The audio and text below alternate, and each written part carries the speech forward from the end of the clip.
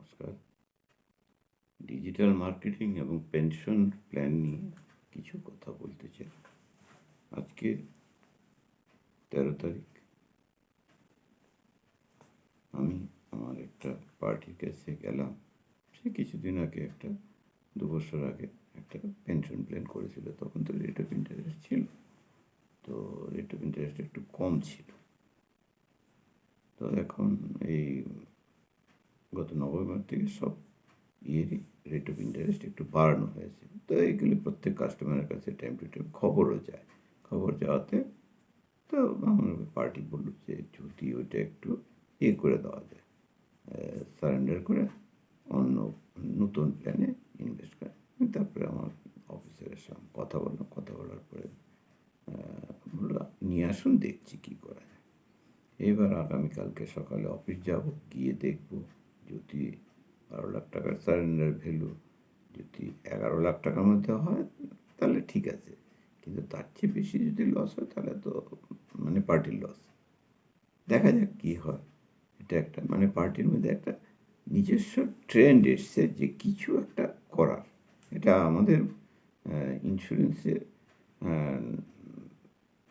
লোক হয়ে আমাকে গিয়ে বলতে হবে না আপনি একটা পলিসি করুন, কিন্তু তারাই একদম ওয়েল অ্যাওয়ার হচ্ছে। শুধু একটাই আমাদের খামতি, আমরা পার্টির কাছে ঠিকমতো পৌঁছাচ্ছি না। পৌঁছালে অবশ্যই আমাদের ইনকাম এবং ইনভেস্টমেন্ট দুটোই বাড়বে, এটা আমি মনে করি। তবে আমি যেহেতু রেগুলার ভিত্তিক 5-7 জন লোকের সঙ্গে কথা বলি এবং কথা বলার তাদের প্রয়োজনীয়তাটা বোঝাতে চাই। কারণ আজকে আগামী দিনে আমাদের যে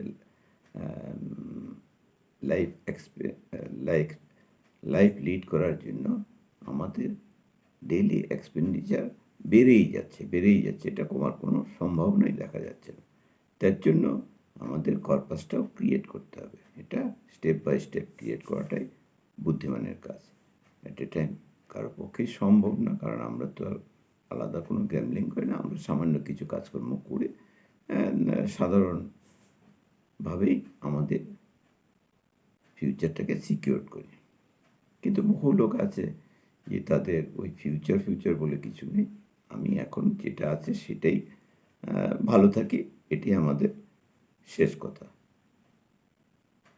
তো এজ এন ইন্স্যুরেন্স পিপল আমি এটা হতে দিতে পারি না, কারণ সেটা আমাকে বলাটা হলো আমার কাজ, ওটা ইমপ্লিমেন্ট করা আমি যাকে বলছি তার কাজ।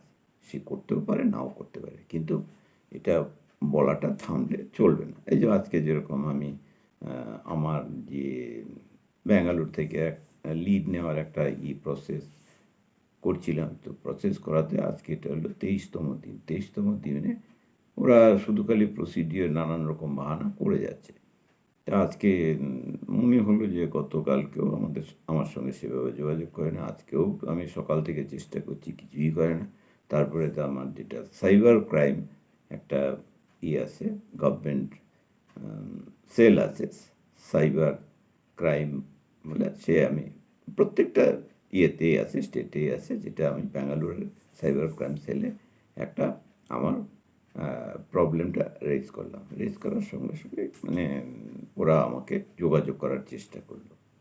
তো কিছু যে আমি যে পেমেন্টটা করেছি, পেমেন্টের কিছু ডকুমেন্টসও চাইলো, দিলাম। দেওয়ার পরে বললো যে দেখুন আমরা আপনার এটা নিয়ে মুভ করব, কিন্তু আমাদের একটা ফিজ আছে। আমি বলি কত? 4,000 টাকা। আমি ঠিক ওটা কোনো ফ্যাক্টর না, আমি দিয়ে দেবো, কারণ এই মুহূর্তে আমার কাছে 4,000 টাকা নেই, আমি দিতে পারবো না। আমি 2 দিন সময় নিলাম, 2 দিনের মধ্যে যদি আমি আপনারা চেষ্টা করুন, আপনারা ইনকোয়ারি শুরু করুন, আমি দিয়ে দেবো। যাই হোক, এই বলে আমি তো একজনের পার্টির বাড়িতে গেলাম আমার রিনিউয়াল কালেকশন করা, এবং আরও যদি ফার্দার কোনো ইনভেস্টমেন্ট করে, শুধু তো রিনিউয়াল নেই, ওটা তাদের সঙ্গে যোগাযোগ করা মানে কিছু একটা নতুন ব্যবসা। তো যাই হোক, কথাবার্তা বলার পরে আমি বেরিয়ে এসেছি, তখনই হঠাৎ ফোন করলো যে মেয়েটি আমার মার্কেটিং ম্যানেজার, সে বলল যে, "স্যার আমার তো মোবাইল খারাপ ছিল।" আমি বলি, "দেখো এটা তো কোনো কথা না। আজকে 23 দিন হয়ে গেছে। 23 দিনে তোমরা কিছুই করছো না। কিন্তু দিনের পর দিন আমাকে নানান রকম প্রসিডিওর খালি টাকা বাড়াও, টাকা বাড়াও। মানে টাকাটা তো কোনো ফ্যাক্টর না। কিন্তু তুমি তো কাস্টমার যতক্ষণ না দিচ্ছ টাকা নিয়ে আমার কি হবে?" তো যাই হোক আমি তো সাইবার ইয়েতে লঞ্চ করেছি তোমার নামে কেস করেছি। কেসটা যদি ওরা যদি শুধু ঠিক যদি করে, তা কিন্তু তুমি জেলে যাবে। এটা গ্যারান্টি। বা কি হবে জানি না। কিন্তু তোমার ফিউচারটা আম খারাপ হয়ে যাবে। তো আমি চাই না তোমার ফিউচার খারাপ হোক। তুমি আমাকে কাস্টমার দিতে শুরু করো। তখন বলল তার এক সিনিয়রের সঙ্গে বলল, "বাল্ক একটা WhatsApp এর মাধ্যমে আমরা কাস্টমার কালেক্ট করছি।" আমি তো ম্যাডামের সঙ্গে কথা বলল। বলে, "আমি 60 কাস্টমার এই কদিনের জন্য আপনাকে দেবো। আপনি কতগুলি দিয়ে দেন।" তারপরে ৩ টা প্ল্যান চাইলো। একটা হলো জীবন আনন্দ, একটা হলো জীবন লাভ, একটা ওই জীবনতর না জীবন ওমো। ৩ টার প্রেজেন্টেশন দিল। এইজ ওই ৩০ থেকে ৩৫, আমি ৩৫ একটা স্ট্যান্ডার্ড এজ। কত বছর প্রিমিয়াম দিবে? ১৫ বছর। কত টাকা দেবে? 80,000 ইয়ারলি। ঠিক আছে ৩ জনকেই ৩ রকম দিলাম। জীবন লাভে বোধহয় 15 lakhs হলো। আর ইয়েতে হলো তরঙ্গে হলো না উমংয়ে হলো ১২ লাখ টাকার না ১০ লাখ টাকার পলিসি। আর আনন্দে খুব সম্ভবত ১২ লাখ টাকার ১২ কি ১২.৫ লাখ টাকার পলিসি। আমি ৩ টা প্রেজেন্টেশন দিয়ে দিলাম। আমি এবার জানি না ওরা আদৌ যোগাযোগ করবে কি করবে না। তবে আজকে সারাদিনে কোনো যোগাযোগ করেনি। আগামীকালটা দেখব। দেখার পরে আমি ওদেরকে যারা সাইবার ক্রাইমে করেছিলাম তাদেরকে বললাম যে ১৫ তারিখ পর্যন্ত ওয়েট করুন। এটা এখন হোল্ড থাকুক। কারণ দেখো ভাই আমি তো কাউকে রোজগার দিতে পারি না। কিন্তু কারো রোজগার খাওয়াটা আমার পক্ষে মানায় না। কারণ আমি একটা সেন্সিবল লোক। কারণ আমি তো ক্রিয়েট করতে চাই লোকের কিছু হোক, আম জেনারেট হোক, আর্নিং জেনারেট হোক। এটাই তো আমার উদ্দেশ্য। আমার উদ্দেশ্য তো কারোর আর্নিংটাকে নষ্ট করে দেওয়া না। যাই হোক আমি হোল্ড করাতে বলল, "ঠিক আছে কতদিন পর্যন্ত?" আমি বললাম, "১৫ তারিখ পর্যন্ত। যদি ওরা এর মধ্যে যোগাযোগ করে তাহলে তো কোনো ব্যাপার না। তো না হলে আবার আপনারা করবেন, আপনাদের ফিজ আমি দিয়ে দেবো।" এই হলো। তো সব কিছু করে ফিরতে আমার মোটামুটি দেরি হয়ে গেল। অ্যাম আর আগামীকালকে আবার সকাল বেরোতে হবে। তো দেখলাম যে বেরোলে কাজকর্ম আছে। যদি ওরা ৭ টা বলেছে কিন্তু অন্তত ২০ টাও দেয়, তাহলেও তো 16 lakhs আমার প্রিমিয়াম আসবে। আমি ওদের ওই স্ট্যান্ডার্ডটাই ধরলাম। কিন্তু আমি তো চেষ্টা করব কাস্টমারের সঙ্গে যখন কথা বলব তখন ওটা বাড়ানোর। মোর দ্যান lakhs প্রিমিয়াম ওরা দেবে। ওদেরকে আমি সেভাবে বলতে পারব। কিন্তু যতক্ষণ কাস্টমার না পাচ্ছি, যেরকম রান্না করতে গেলে রান্নার ওই তেল, নুন, আ হলুদ, মসলা যাই লাগবে, জল-টল আ সেটা তো রেসিপি করার জন্য কোনটা কত পরিমাণ লাগবে সেটা তখনই ডিসাইড করা যায়। কিন্তু আমার যদি সিস্টেমটাই না পাই তাহলে কী করে করব? দেখা যাক, হোপ ফর দ্য বেস্ট। কারণ মানুষ তো আশা নিয়েই বেঁচে আছে। আমিও আশা নিয়েই বেঁচে আছি। দেখা যাক কী করা যায়। আগামীকালটা দেখব। ও তো বলেছে সকালবেলায় কাস্টমার দেবে। দেখা যাক কালকের দিনটা তো কালকে ১৪ তারিখ। আরও একদিন মানে সারাদিন কালকে ট্রাই করব। যদি কাস্টমার পাই তো ভালো। না পেলে তো ওই যেটা নিয়ে এসছি ওইটা নিয়েই কাজ হবে। তো ওখানে ওনার একটা দুটো পেনশন, একটা হলো ডিপার্টমেন্ট পিরিয়ড ম্যাক্সিমাম টাইম ১২ বছর। আর একটা উনি চাইছে নিবেশ প্লাস যেটা ১ম ইনভেস্ট করেছিল কিন্তু নিবেশ প্লাস থেকে ওনাকে পেনশন প্ল্যান জীবন অক্ষয় প্ল্যানে টাকাটা দিতে হয়েছে। তখন ওটা 5.9, 5.8 এরকম কিছু। মানে ১২ লাখ টাকার জন্য ৬২,০০০ সামথিং পাচ্ছি। কিন্তু এখন যেটা আমি দেখেছি এটা যদি ১২ লাখ টাকা যদি ১২ বছর ডিপার্টমেন্টে ১,৭৭,০০০ টাকার মতো হয়ে যাচ্ছে। Yearly return. মানে ডাবলেরও বেশি হয়ে যাচ্ছে।